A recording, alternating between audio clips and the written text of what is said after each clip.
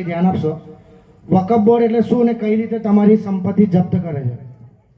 વકફ board એવું કે આ જે મકાન છે, સમજો બોનીભાઈનું મકાન છે, અને વકફ બોર્ડ એવું કહે છે કે આ અમારી સંપત્તિ છે, તો વકફ બોર્ડે સાબિત નથી કરવાનું કે આ મારી સંપત્તિ છે.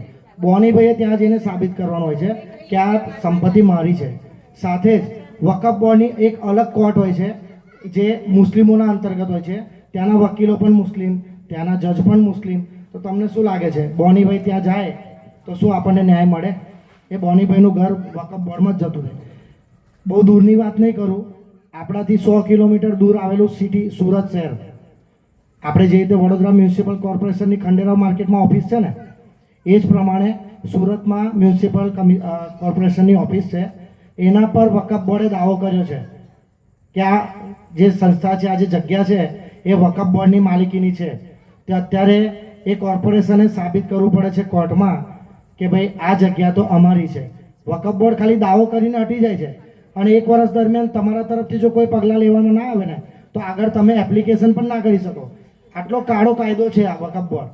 તો આશા રાખીએ કે આપણે તો આ સ્કેન કરીએ, પણ આપણે જ્યાં નોકરી કરતા હોય ત્યાંનું ગ્રુપ હોય, કાં તો આપણા મિત્ર વર્તુળ હોય, બધાને આ વિષয়ে જાગૃત કરીએ.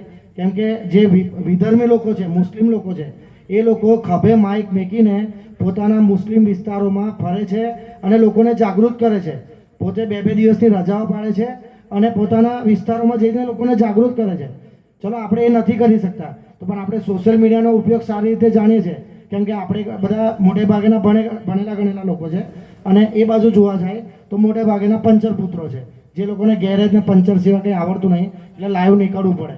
તો આપણે સોશિયલ મીડિયાનો સદુપયોગ કરીને છેક ખૂણાના કાર્યકર્તા સુધી, છેક ખૂણાના લોકો સુધી આ વાત પહોંચે એવી આશા રાખીએ છીએ. જય શ્રી રામ.